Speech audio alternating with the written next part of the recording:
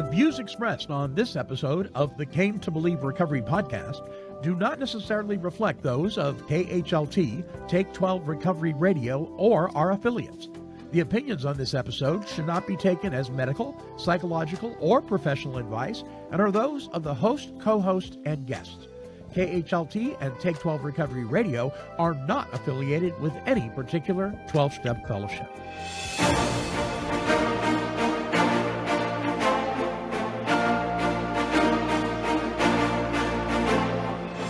Well, greetings, my friends. I am the Monty Man from Take 12 Recovery Radio, and this is the Came to Believe Recovery Podcast.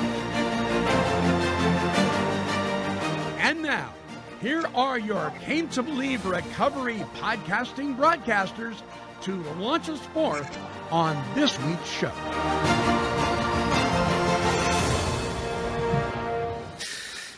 Well, hello, everybody. Welcome to the Came to Believe Recovery podcast. My name is Alicia, and I'm here with Tom and Monty. Hi, guys. Hey, Alicia. Hello, Monty. Alicia. Hello, Tom. Hello.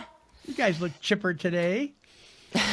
Well, I'm still trying to come back from my 10-day trip to the West. That's a long time to be gone. You are a traveling man. You know what I'm saying? And there's another 10-dayer coming up, but this one included Hawaii, and everybody goes, Hawaii. But you were working the whole time. We were in the city Right. of Honolulu, and we were up early every day working. Yeah, I could have been anywhere. I've been to Hawaii before, but it's a long way, guys. That's all. But the upside of it is we always knew there is one of the ARCs in the Western Territory is in Hawaii, so we knew we were going to go there eventually. But it looks like we've got a date. I'm not going to announce it publicly today here. You guys know behind the scenes, I think. But we're excited to have a partnership with the Nazarene Church and their leadership, who wants to start recovery program within all their congregations across the state of Hawaii. And so they're going to send a bunch of their leaders to the ARC. It's just a new, precedent on how we can spread our program outside of the Salvation Army to every other kind of organization that might want to learn how to embrace these tools and affect brokenness. It's funny, guys. We were sitting in a meeting, and the superintendent of the Nazarene Church in Hawaii stopped the meeting and just put her hands on her and went, "Everybody needs this. I can't believe my leaders need this. I had no idea. Every one of our pastors need this. Every one of our leaders. This is what you guys are doing. This is fantastic." And just the light went on. Yeah. And so we love to see that, and again, nobody ever told me this. I didn't know about this. I never heard this stuff you guys are talking about. Right? This matches perfectly with what our church believes, on and on and on. And it's the reaction we get everywhere. But it's going to result in a big deal. We'll have a whole bunch of people, 120 or 130 total attendees coming. So... I was excited when I first met Dale Marsh, knowing that he's a Nazarene pastor. I got saved in a little Nazarene church of about probably maybe if everybody was there that went, maybe 50 people. It was a little. We had a sanctuary.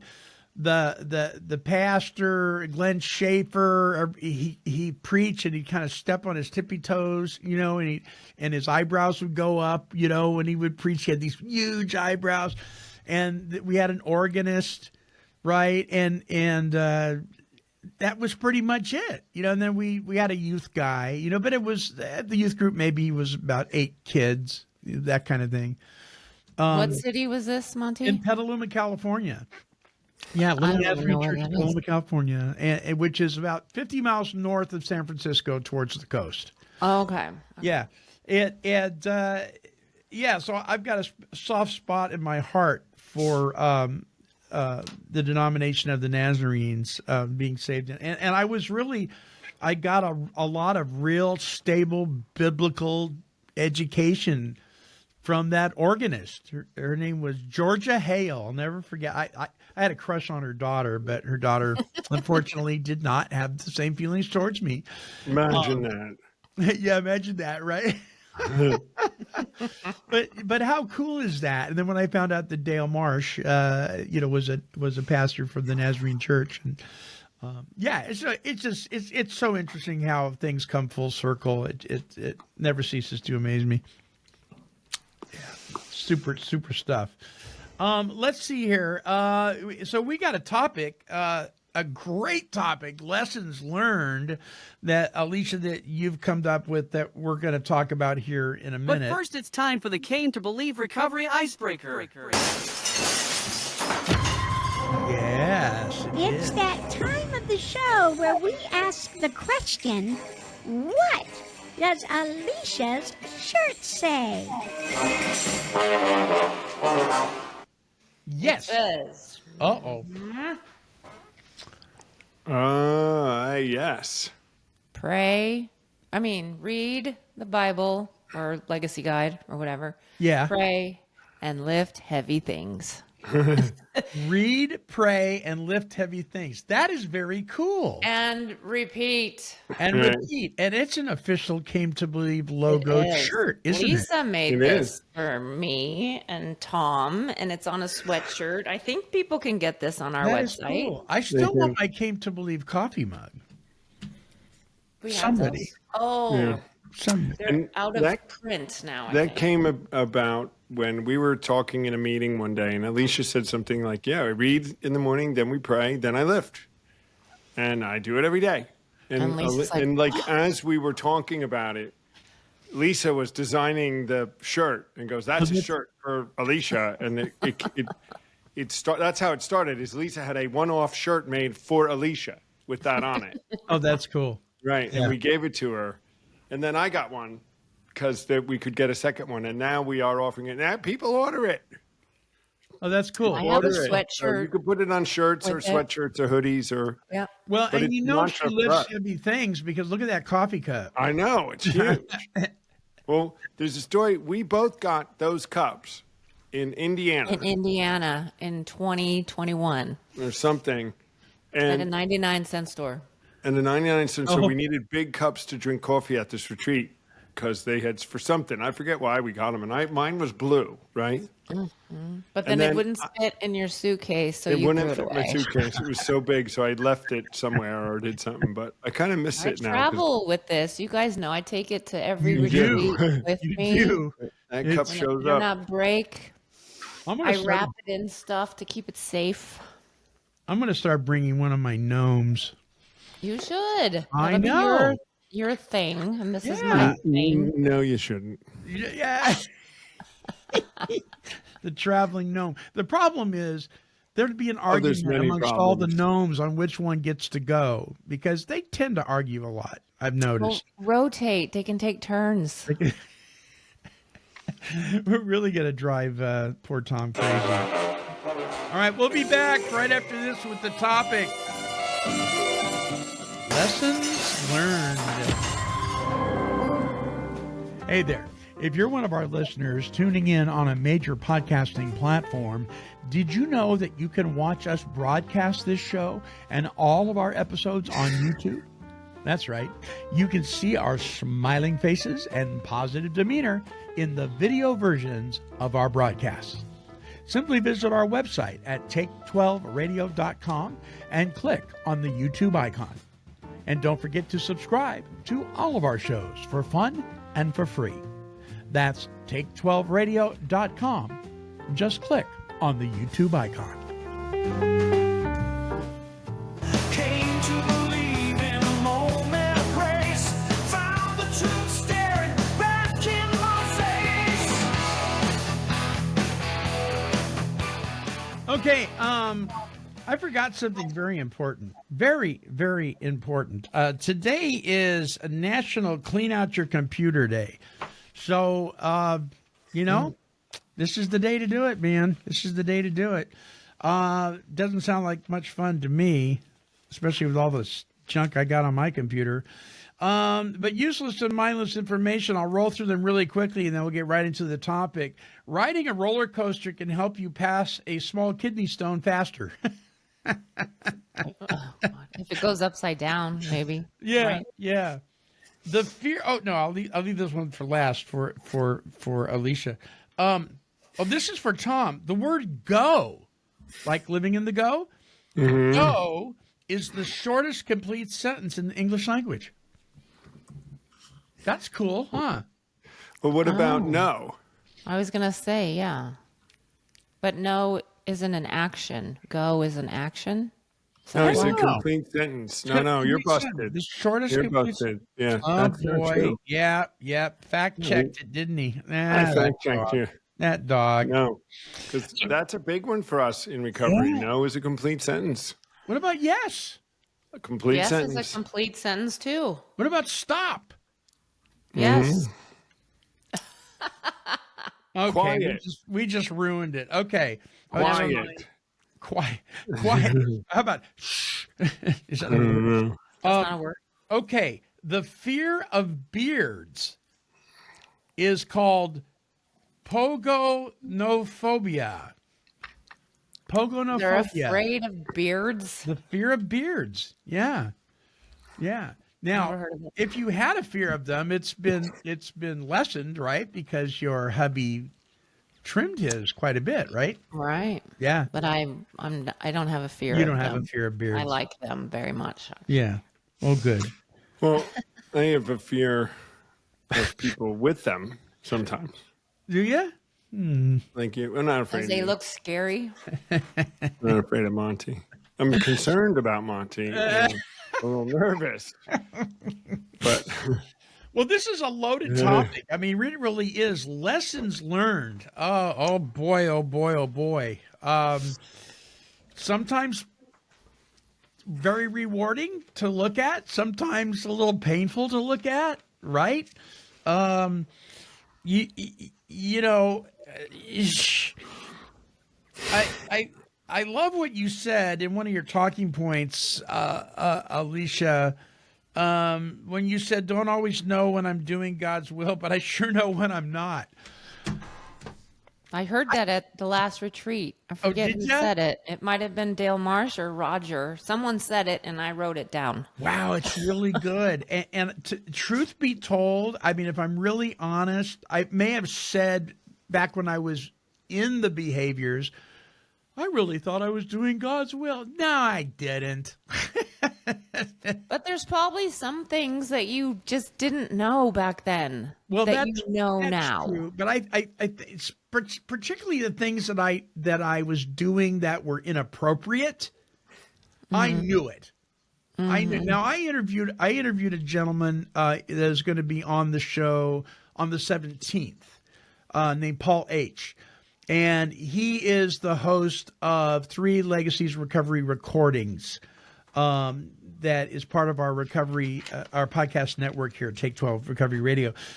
And I asked Paul, I said, did you, when you were doing the things you knew you weren't supposed to be doing, did you have like a thing in your gut that said, this probably isn't the right thing, or this probably isn't what God would really want me to do? And he goes, actually, no. He didn't have any scruples or anything. He was just like, nah, I didn't have any convictions at all about it. Not till later. I did. I don't know if that's common or not. I mean, I was a little thrown by that. Part of your growth process. The whole, Yeah. like right in the beginning, you probably didn't. And then as you keep growing, and still today, right, there's things that we're probably doing and we don't know or not fully aware that it's something that needs to be. Don't you think, though, that there's things in, and maybe not, maybe I'm wrong here, that they're just instinctually we know are wrong, or it just doesn't seem to, it just rubs us the wrong way, but we do it anyway, but we're not even sure why? I think so. I mean, I know there's growth areas in my life. Yeah. There's some things that I know I'm not I need to not be doing this, or I need to be doing this better. But I mean, this is all it is justification that I just don't have energy. I'm doing the best I can, and I'm working on it, and I'll get to it, kind of thing. I don't know if it's okay with our higher Right. power. Well, that's like step our God, 10, though. but it's a step 10 Right? step. But it's the overt step 10. Amends to anybody, staying straight. The big stuff, if there is such a thing as big stuff and small stuff, which I don't know. There's stuff with bigger consequences than other, but I think it's all, we always say, what's a white lie? It's still a lie. Yeah. But I keep pretty straight on all that. And I am pretty straight at night saying, Lord, I did this today and I did that, and I'm trying harder tomorrow. I mean, I'm aware of it and working toward it. So I think there's grace toward it. But I'm with you, Monty. I just know it's just me growing. Some things I'll do anyway, even though I know I probably shouldn't do this. Well, then where's that line? Because I'm surprised Monty didn't say something right now. I think it was you that would say, we don't work on those things. God takes them. Right. Right? Right. But I'm on the side of Tom saying, I can work on my judgments. I can work on my intolerance. But Yeah. Monty, you wouldn't agree with that? No, Well, I do agree with that. I think what I'm saying is when I ask somebody, when I do the trick question and I ask somebody, what character defect are you working on? And they go, well, selfishness. No, that's God does that. God removes our character defects. But in saying that, in him removing it, he often gives us the power to do our part. But Okay. without him giving us the power, without him being in the center of it, I don't think we have the ability to work on our character defects. Well, we're working on the habits from them. So I see, Alicia, I wouldn't know it was wrong if the nature was still part of me. See, I'd be comfortable with it. Oh, good point. So the nature is wrong. So I feel the pig. I just Do have a we habit. feel I have the a choice. conviction? Yeah, I'm working on the habit of, remember, we can still lie. We're just not liars. We're not dishonest as our nature. It's a mistake. We can still procrastinate. We can still make a bad choice, be lazy, be judgmental, jealous, envious in an instant. But So does that mean then the lesson was not learned? well, If it could keeps be. coming and coming and coming and It coming? could be. A very good point in this is that Or the where lesson we wasn't don't quite want to learned. learn that yet? We don't and haven't paid enough consequence to work that one out. Absolutely. I And it wonder could though. bite us. I wonder though that the things that we do over and over and over again that we know we shouldn't do. I wonder though if the bugs that you get on your car on the front of it, right? They just don't wipe off. You got to really get some soap and water and work on them. I wonder if we're kind of like that, and the Holy Spirit is chipping away every time we blow it, particularly when we do it intentionally. He's still chipping away a little bit more, a little bit more, a little bit more, and then one day our desire to do that behavior, and let's call it what it is. Let's say it's deliberate sin, right? Well, Our yeah. desire starts to change because if I'm doing it over and over and over again, I have to really question, maybe do I really want to stop?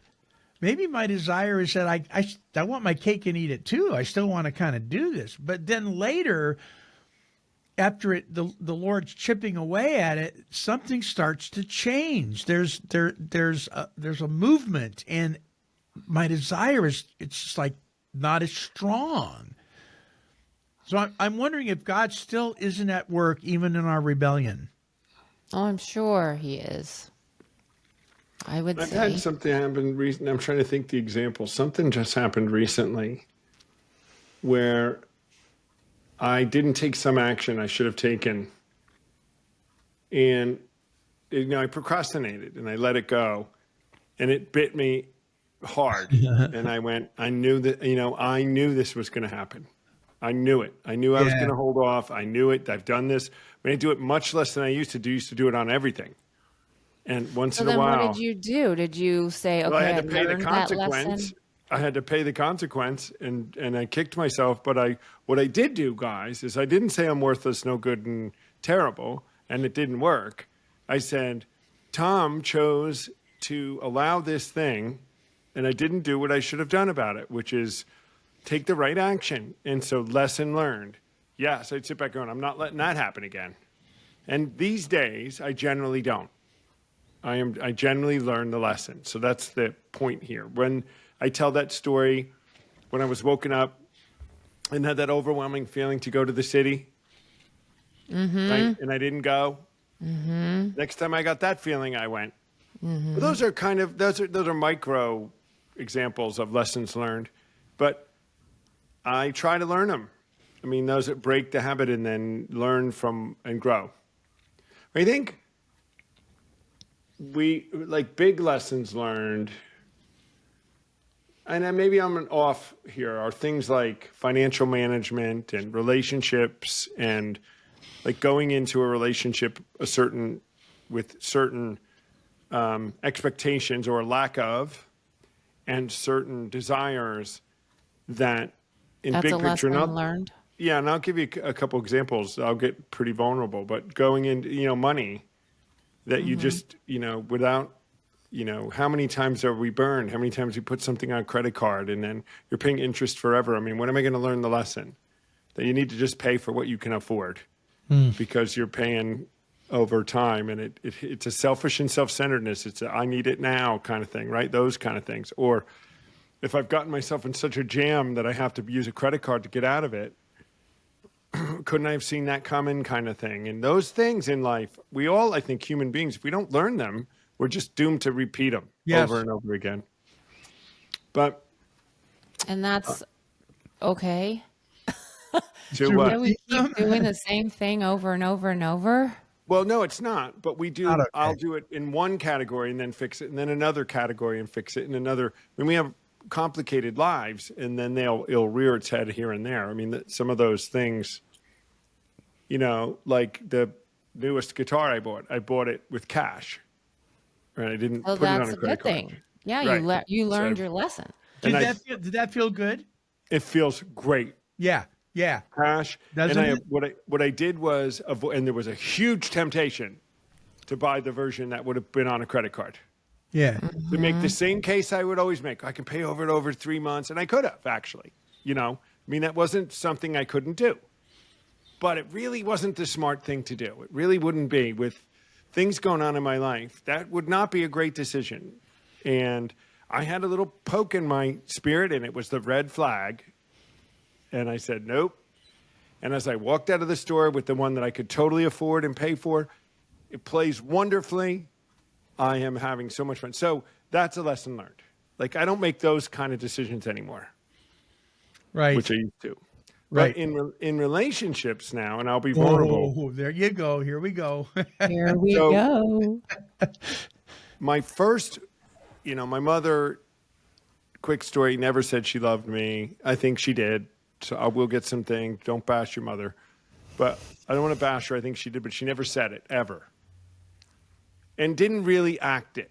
So when I grew up, I didn't feel like I was nurtured or heard or seen in the emotional sense at all.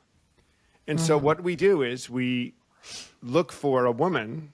This is what psychologists say, and even Christian counselors will say. Sure. It's the brokenness, it's the wound we have. Imago, Sue Foreman talked to me about it. You're going to find that same kind of person that pushed that button because you need that fixed. The fix is, why do you need that attention? Why do you need to have them love? So you're going to find a woman that won't love you and make her love you. That's your whole So mission, you and can you'll be fix- miserable. Yeah. So you Or can, your perception is that she doesn't love you. Right. But Right. she does. Right. Well, Right. The two I married to, my two, didn't. The two portrayed, it was Tom going to make them give me the attention I didn't get from my mom because that's going to make me feel worth it and valuable. Rather than be, if you can't, respect myself and understand that brokenness is about me, my mother loved me, in Imago, it's supposed to help you fix your brokenness when they push the button. It didn't in those cases. But you But learned so, a lesson. Lessons right? learned after those two was I see those things immediately in somebody that I'm really attracted to. All of a sudden it's, yeah, boy, they got all the signs. You know, Like my mother all over yeah. again. So I am steering clear of that, you know, all the signs. Yeah. So That's funny. that's a big growth point for me. Lesson learned. Don't you learning. guys think? Don't you guys think that most of our difficult lessons that we learn or are still learning are usually surrounded around relationships in one form or another more than anything else? And I mean, human being relationships. I mean, yeah, we do have the financial things. We do have, you know, maybe I should have used this tool instead of that tool when I built the birdhouse, you know, I mean, stuff like that. But most of them, don't you think they're relational? That we learn lessons through relationships? Is Yeah, that I what mean, you're don't you saying? think that don't you think most of human beings' problems have to do with each other more than anything else? Yeah, for Well, sure. yeah. And then being in relationships with others shows our defects of character, like blatantly, they come out. Right. It started from the beginning, right? I mean, from the very beginning, the relationship between Eve and the serpent. You know, she got deceived. Now Adam knew better. She was Right. deceived though. And so what But did it's her own heart. We can't really blame the serpent, can we? I mean, it was her. She chose to believe what he said or question what God said. Right. Well, because she believed it. She believed it, but I mean, she bought into the lie. Adam knew better, though. And then what does Adam do? He blames her. In fact, he blames God for giving her to him. Right. That's so funny. now we have a relational problem between him and Eve and him and God. And now Eve's butt hurt because he's blaming her. And now we got a whole problem, and then we've inherited all that. You see, it's not our fault; it's their fault.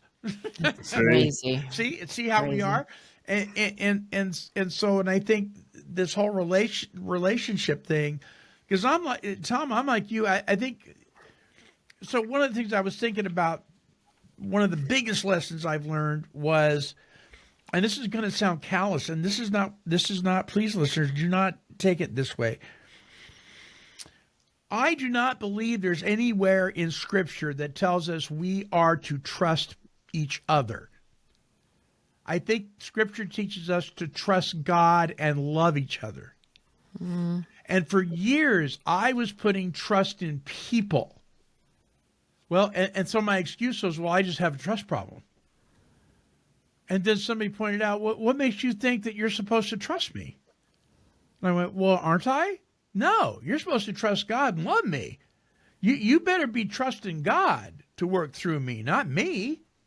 I was like, wow. Yeah, because we're going to let people down, and you're going to let people down. Yeah. And so I don't usually say this to somebody, but on occasion I've had to. I say, listen, dude, I don't trust you. Not because you're You say that to them? I've had to before when people were like, don't you trust me? Don't you trust me? Not No. really. I don't. I love you. I love you to death. But because you're me and I'm you, I don't trust you, man. Because I know you. I'm you. And so I'm going to trust God to work through you, but you by yourself, yeah, not so much. And that can be kind of hurtful to hear, right? Yeah, but it sets us up for not having expectations then. It does. You know, it does. keeps us from being disappointed if you say, I just don't have an expectation. So, because I don't trust you, that you can say, I mean, I love you and I'm praying and hoping, but I'm not going to hold, you know, my breath on whatever.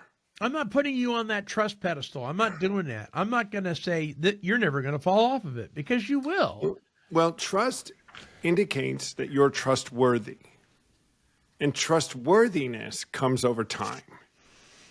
how do you become trustworthy until you have made a statement and then followed through with it?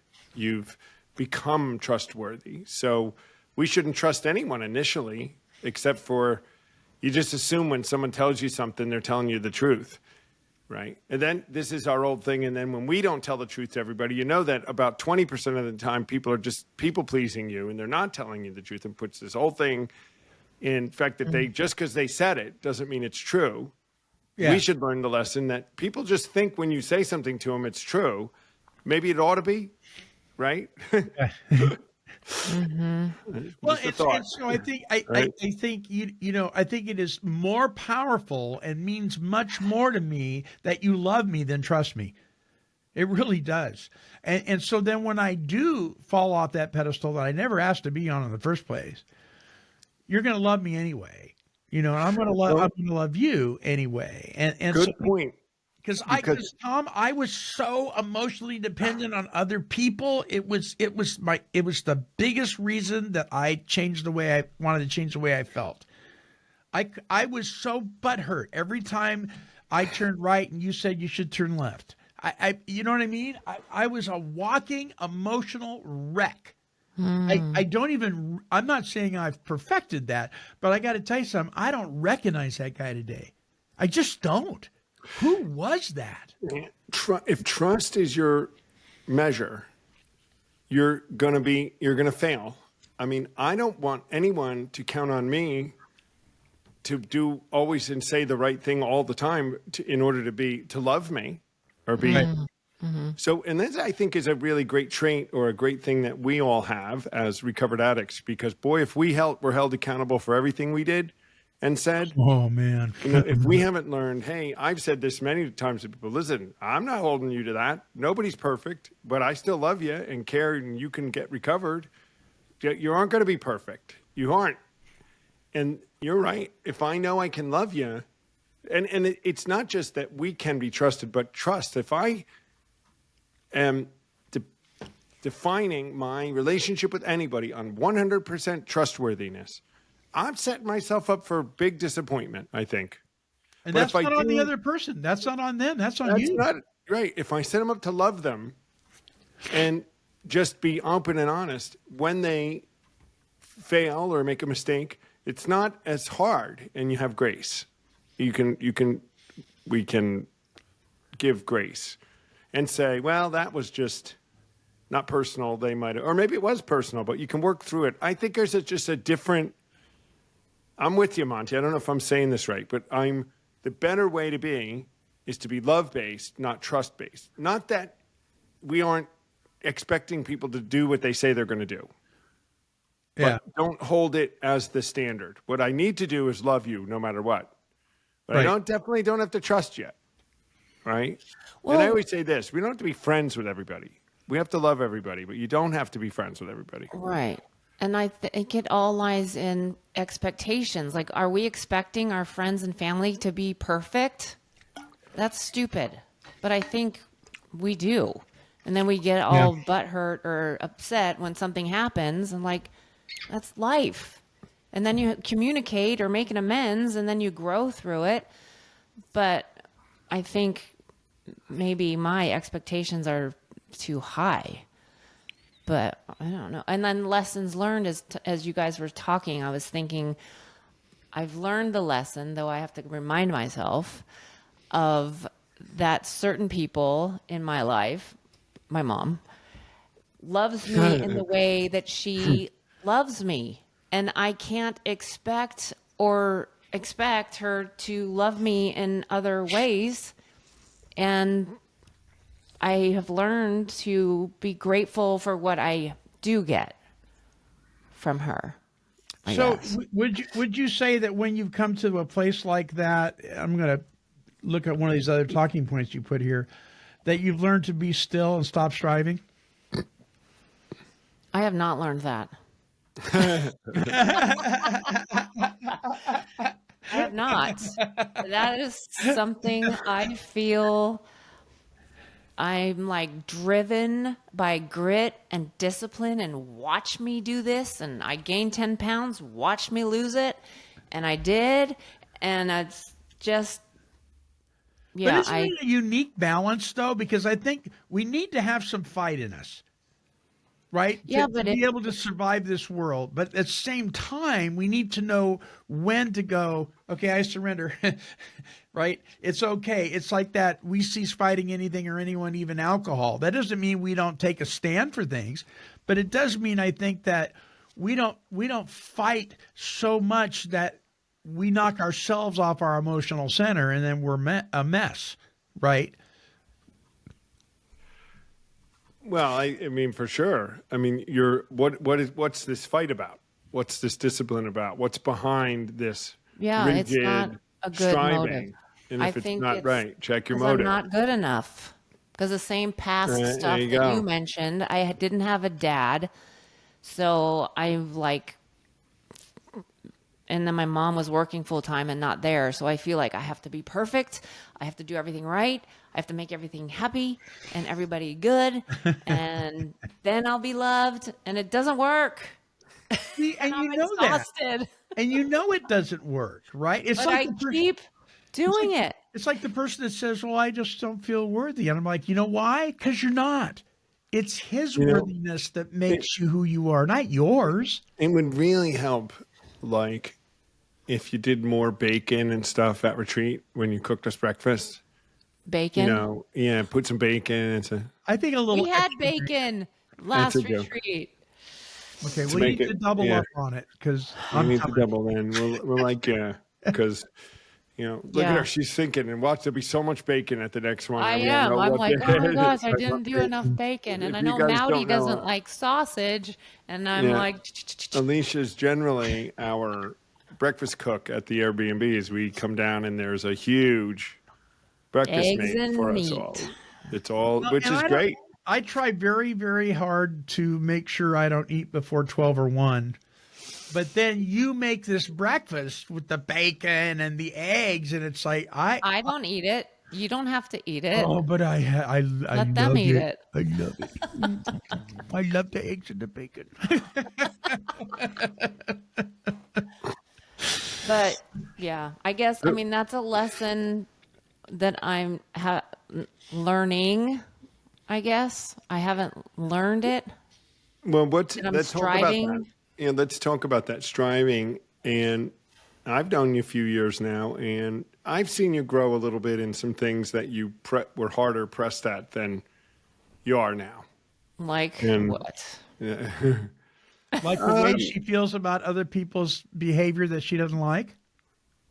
What they're eating? Is that what you're referring to? Yeah, well, she didn't say too much to me about it anymore. When we're away, I think she's just kind of She's the giving eye up. rolling Resigned. and the obvious contempt. Yes, that's always there, but she doesn't always say anything. People, 3 more people became carnivore this week Right? because of me through the routine. Well, Through see, so that retreat should be people. these big victories. Well, So that when makes I me met happy. now, when I met Alicia, her need to work out every instant, no matter what, where, whenever, was absolute. And lately, it is not. She's been at the last few retreats. Come on, let's go to the gym. No, I don't want to go. So there's been something with that. You are not as adamant about that anymore, and you've learned some lesson. You don't let that Yeah. drive you Because the crazy. Airbnbs you go to are in sketchy areas. You just want to go jogging. Well, and she used to do that. Well, she would go to the gym. We would go to the gym and find on gyms retreat, wherever we were. while on mission for Came to Believe, you go to the gym. Yeah, but now our Oh, time yeah. is limited. I mean, we have Yeah. to be at the retreats at 6:30 in the morning. Yeah, none of I us. know, can I've go- got a bone to pick with you about that one, Tom, but I'm not going to do it because it won't work. Got to get up early. Part and of the I job. hate to tell it, guys, in Phoenix, and it'll be the same in Oakland. I Early. just saw today. Breakfasts are 6:30 in Phoenix. You said the program. I think I Sarah got sent it. I'm gonna make sure the run of show is on It's point. Saturday and Sunday. It's part of what we tell our new leaders that are coming on. Early mornings, late evenings, all weekend. If you aren't into that, if you can't get yourself together, this isn't Don't the thing come. for you. Need some pre-morning bacon. Yeah. Coffee. Coffee. And we always have coffee. We killed a bunch, that whole coffee tree at that last Airbnb. I think they're going to be like, there was this huge tree of Keurigs. Like it was like decimated. Did you notice? Now, speaking of coffee, I have to take a break here. Speaking of coffee. When I went to Hawaii, one of the things, my very favorite coffee in the entire world is Kona coffee. Right? Yes. 100%. Now, believe it or not, even in Hawaii, it isn't all that easy to find 100%. Oh, really? Really? Kona. It's not just like everywhere on every shelf. The grocery stores have 10% blend and 10%. So you can't. So the one day when we went up to the North Shore of Oahu, we went to a coffee store, like a specialty coffee shop, and they were selling 100%. And an 8-ounce bag of 100% Kona beans, guess how much it was cost? $25.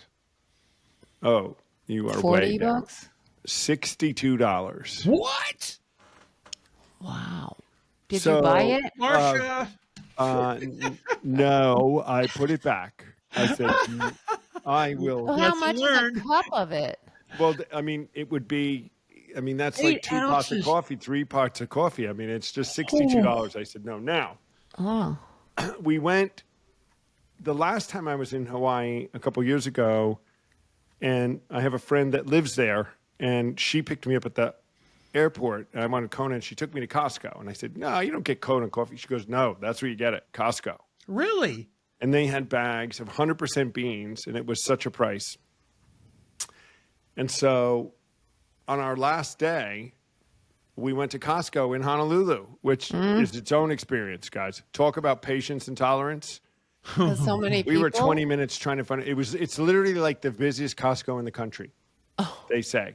Wow. Do they have little putt-putts you can ride around in? Busy beyond anything you've ever seen. Yeah. Wow. But I was in a decent place, and believe it or not, I made them know that this normally I'd have driven home. I wouldn't even go. I would just drive home.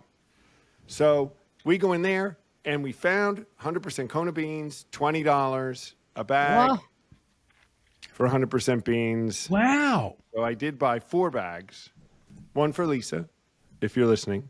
Oh, And I made it this morning, and I set my day off. Kona coffee is the best. yum. So I don't there's our know if coffee I've ever break. had it. 100% Kona beans, and it is really. I mean, if I you haven't like had the it either. bitter I've heard a lot Colombian, about you won't like it. It is, for me, it's the best coffee. Oh, wow. Just ridiculous. So there's my little break. There- for coffee. there you go. Lesson learned is don't spend the $62 and go find Go it to for Costco. $19. And Right, don't go to eat, because Costco. Alicia listened to the show yesterday, so don't eat cream cheese. Cream chocolate cheese brownies. I heard it. Who ate cream You cheese didn't eat brownies? it.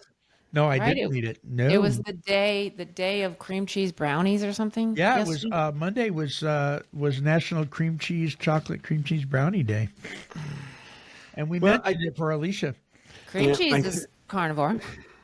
Is it I really? think Dairy is carnivore. Yeah. I Thank think the category here is, if history isn't, we're doomed to repeat it, right? I mean, why insanity is we do the same thing and expect different results, and it's not a lesson learned. And I think if we're not open in our lives and have a process and understanding of what makes us tick and not tick, we won't learn lessons, right? We won't. We'll just stay in our stuff until we are aware enough of a process and then start working at it. But, and the Came to Believe, or the 12-step process as the founders did it, is that process. I mean, there may be other processes, right, guys? But that is one of the Sure. processes that gives us the tools and awareness to say, number one, we were not doing things great, and we identify where they were, but that we can do things great. And that's important for the addict and maybe for everybody, that your brokenness is Amen. not something that you're burdened with, that you can get better in every category. And then here's how you do it. And then you're not going to be perfect, and you aren't going to be, but working on it and learning the lessons, don't be a hardhead. When you know the lesson is going to burn you again, I'm speaking to myself, Yeah. learn it and finally move on. Yeah. And I love this. Catch it, check it, change it. That's Right. that's 10 and 11, right? Yeah. Check Yeah, it, we change heard it. that at the last retreat too. Did you? So I we love wrote that. it Well, down. it's That's a What's her teacher name? right there. Was it Martha? No, it was the counselor in Anaheim who first said it to us. Remember? I That's don't what she remember, but I uses, heard and- it and I wrote it down. Well, they use it a little bit. It's a Salvation Army thing. Catch it, check it, change it. It's totally It's 10, 11, 12. It's Yeah. 10. That is. Actually. That is so catch your cool. thing, check on it. Is this okay? If it isn't, change it. Change it. So I want to touch on something real quick here. So I've known people, I know we all have, we've probably done it ourselves too, where we complain about something in our lives. Maybe it's a health issue, maybe it's a financial issue, whatever it is. And somebody says, here's a suggestion. Have you thought about doing it this way? And we say, yeah, I know. But they don't do it. And then we don't. That used to drive me crazy when certain people in my life do that. It doesn't drive me as crazy because I have to look at myself because I've done that and probably do it to some degree. Not like I used to. Is this like people who want to lose weight and they're eating processed food and soda? So you said something, Alicia, kind of. You said something, I can't remember when it was, something to the effect that it drives you crazy to hear people complain about their health, but then they don't do anything to change it, right? And yeah, so I'm thinking of somebody right now who has problems with their breathing and shortness of breath and other issues too, that if they just stop vaping, right? Because what they're doing is they're inhaling jet fuel. It's even worse than smoking cigarettes. We've proven that. Well, but I'm vaping, so I'm not smoking cigarettes. I wish you were smoking cigarettes rather than vaping. This is crazy. You know, but they complain constantly about how they feel. It'd be one thing. And so my wife says, yeah, but you know, it's an addiction. You know, I was just about going to this say whole- that. You know, and I'm like, yeah, that would be fine if they were actually making an attempt, maybe going to a Smokers Anonymous meeting or getting a sponsor to help them with it, or maybe at least look into the patch, something. But there's nothing. They're not Well- doing anything. They might think, because my husband vapes, he was smoker for 20 years. Now he's vaping. He thinks it's a step in the right direction. It's not. So It's he has backwards. no intention ever stop. It's a Ever. Band-Aid. It's no, you And might as well as just an smoke. addict myself, Yeah. I just look at him and like, what Yeah. the hell? Yeah. But No. I can't say that to him. Well, you can, but it won't do you any good. Well, the I, right person has to say it to him because Yeah. we're never a prophet. everyone in the health and fitness and the eating and overweight says, you know, you could do something about that. Every one of them, Monty, says, yeah, I know. And they don't do it. Everyone that I talk to and Yes. doesn't do anything about it. That's I addiction heard it too. all So the that time. tells me the I know. desire. That tells me I the desire know. isn't there. Yeah, desire's not there. I'll get not to it there. someday. You don't understand. I'm too busy. I go, Too busy? What? busy. You're still eating. Eat the right thing. It doesn't take any more time. So Yeah. are we being Yeah. too judgmental? Because I want to say to some of these people, I want to say, look at, okay, just accept the fact that you're killing yourself faster than you would be if you weren't doing it, and just admit it, and I'll let it go. But You know, they don't think it's- like but that. Stop complaining about the results you're getting from this behavior when you have no desire to change it whatsoever. If you were trying and kept failing and trying and kept failing, that would even be better. But you're not doing anything. So shut up. That's Well- what I feel like saying, but I feel like I'm such You're a speaking Well, my here- language right now. well, here's the thing, too, is if that person tries to judge me on something, it's the whole log in your eye. Take the Right. log out and you expect to say, Right. it's hard for me to say, so you're going to give me advice on something you think I ought to do better when you don't When take you any look advice. like Now, we got to that, be careful. I'm really careful with that because if we're back to being perfect, nobody's perfect. And does somebody have to be perfect to give me advice that's No. true? Even if they're not okay. No, Tom. What if they're telling me it is true? We got to look at that. I mean, and Yes. I'll say to someone, I'm not perfect at everything, but this thing with you, I'm Yeah. going to tell you, is blah, blah, blah. So you got to Yes. be careful about what's true. So I think it's Right? it has to do with the specific thing when we're talking about what is the log that's in our eye. So the scripture tells us if you have that log in your eye, get rid of that first, and then you can approach that person. So Yeah. if I have a problem speeding, and I'm still speeding, I probably don't have a whole lot to say to a son-in-law or something like that that's doing it too. But if I have a problem speeding, but I don't have a problem smoking, and they're trying to quit smoking, I can say something to them about their smoking, Yeah. not their speeding, because I got to work on that.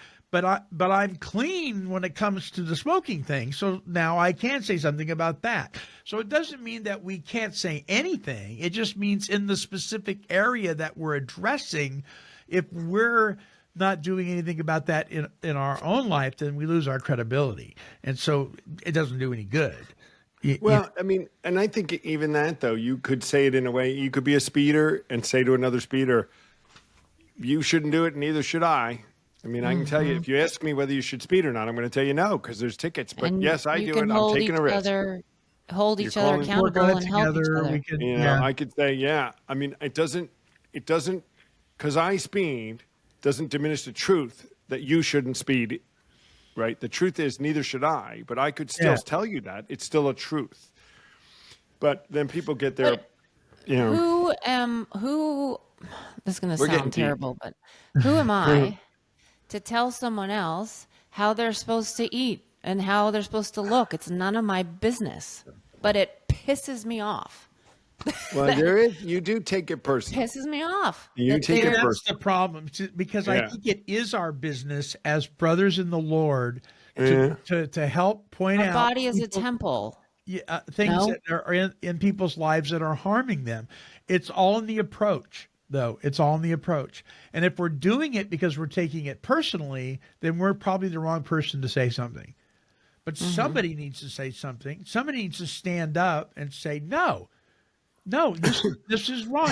If you're going to continue to do this, I mean, Scripture talks about it. The confrontation in Corinthians when these people were doing stuff they shouldn't do. There's an actual method. You go to them first as an individual. You go back with somebody else, a brother or a sister in the Lord. You go back with leadership in the church, and eventually you go before the whole church and say, "No, this has got to stop. It's immoral. If it doesn't stop, then we're not even going to eat with you." Oh, we can't do that with people that are overweight because 50% of people are obese in our world. I mean, so everybody. that's an excuse that says we can't do it because there's so many. Well, are we supposed to do that? Well, I think we 80% can of the keep. people in the church are not living a sexually moral life. Are we not supposed to say something? No, the Well, we difference, can Alicia, all- is I feel the same way you do, and would say to them, but I don't take it personal. I walk away and don't think about it. It doesn't drive Right. me crazy. It drives Oh, you it drives crazy. me crazy. You take it somehow. They're doing something to you. I mean, that's something you got to work through. Yeah, that's all. That's your Totally. thing. And people like But- with cancer and they're eating Yeah. oatmeal for breakfast and eating candy, it just drives me insane because cancer feeds on sugar and carbs. Control. But see, their cancer is becoming your cancer. Yeah. It totally is. And then, Alicia, what ends up happening is the effect you have diminishes. Like I your know message- because they can see because- my intolerance. People have They- told right. me I'm intolerant and judgmental and prideful, and I am. And see, I mean, the And when less you do actually, the less you say, the better. because when you do that, Yeah. at least Look at her, she's the like, person I get used that. to be, I'm going to go out and get pastries and sit right in front of you and eat them, because now you're ticking me off, right? So that we have this battle, and we're both dying. You're stressed out, and you're going to have heart disease, and I'm going to die of diabetes issues. Yeah. You I know, mean, you might have a better off saying, I don't know what you're supposed to do, but I don't eat that because I this is how I stay lean. And just talk about yourself and let somebody say, well, how do I do it? Well, I'm not going to tell you if you don't plan on doing it. You could do, I can tell you what to do, but I don't know. But those are issues, though. They don't, you want them to learn lessons, right? That should be a whole other issue. Why won't people listen? to us when we're right about everything. Right, Alicia? I wonder if she's- they We ever are. She thinks that right now. She's like, finally, a subject I can get on board with. But you know what? I can see that frustration in other people's frustrates you, that you're frustrated about it. Yeah. people are frustrated with me. No, you're frustrated with you. Oh, I am, and I'm embarrassed by it. And Yeah. I want to help them, and I know I have a block because I'm judging them. But you know what, Alicia? Truth be told, more of us are actually going through what you're going through in that area than we even care to admit. You may be a little bit more vocal about it, but behind closed doors, I'm going, you have no idea how much I yell at the television. You moron, what's wrong with you? I mean, and then I think to myself, ooh, now I'm all stirred up over what? When I could have just turned the channel, right?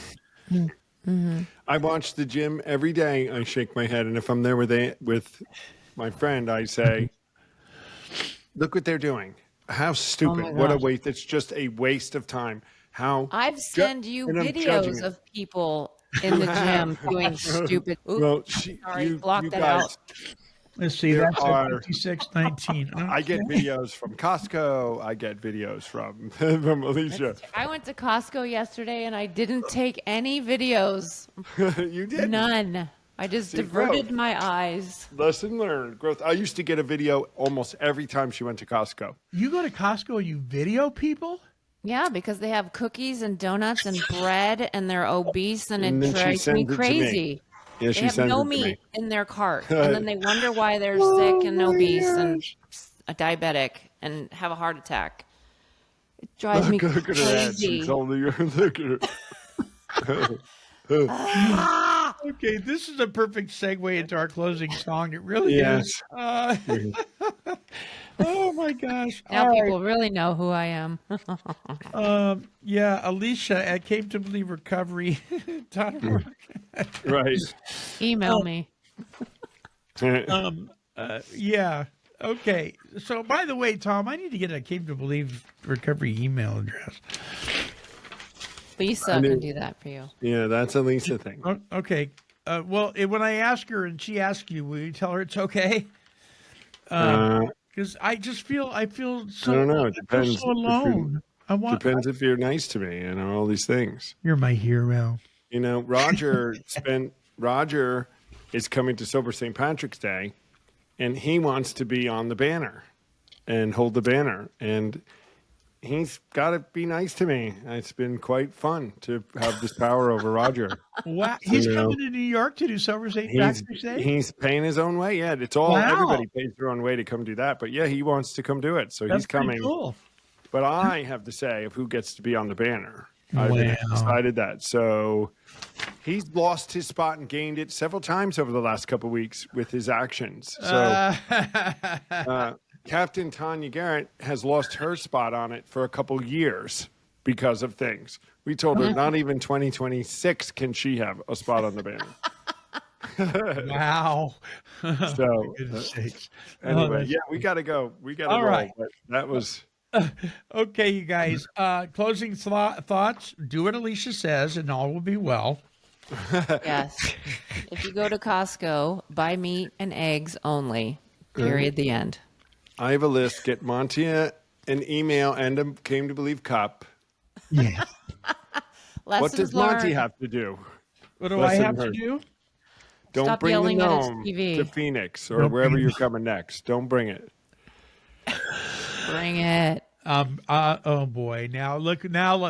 I got people battling over me and my gnomes. I love it. That's great. Okay.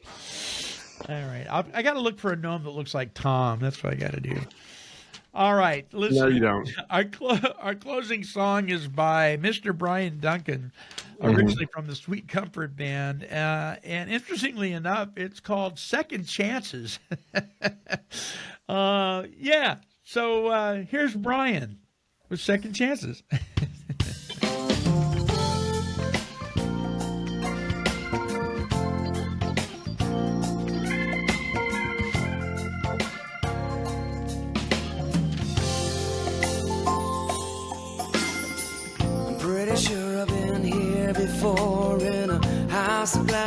revolving door. I'm ungrateful with a worn-out welcome. Yeah, that's me. But little things about yesterday, first time around slipped away unnoticed. With all your goodness, the sacrifice you made for me, the blame you didn't have to take from me, the beauty that I failed to see in you. Thank you for the second chances. Your love's a perfect mystery. Help me see the things I missed the first time. The first time I loved you. Walk me through the circumstances. I learned the truth can set me free. And I will practice love the way that you intended love to be.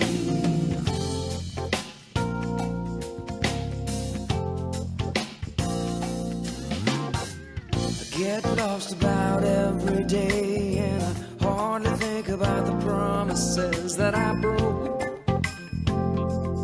You forgiven,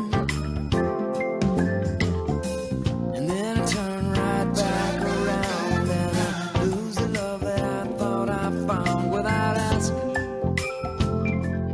what just happened. The sacrifice you made for me, the blame you didn't have to take from me, the beauty that I failed to see in you. Thank you for the second chances. Your love's the perfect mystery. Help me see the things I missed the first time. The first time I loved you. Walk me through the circumstances. I learned the truth can set me free. And I will practice love the way that you intended love to be.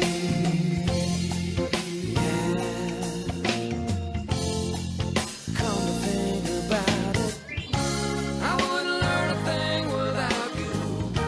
I wouldn't know the love that I do without a second time around to rediscover what is mine and then recover one more time.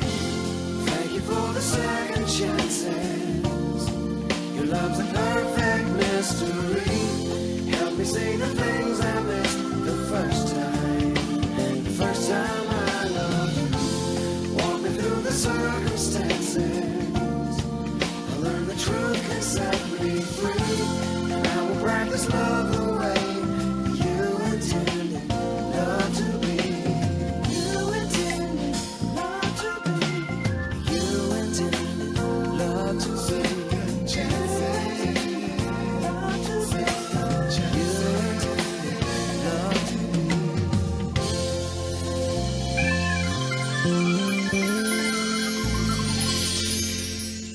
From the moment we are born until the day we leave this earth, we are constantly learning. We learn about our environment, our social standing, our limitations, and our abilities. Some lessons, well, they're painful. Some seem silly in hindsight, and others tip the scale of joy, shaping us in ways we never expected.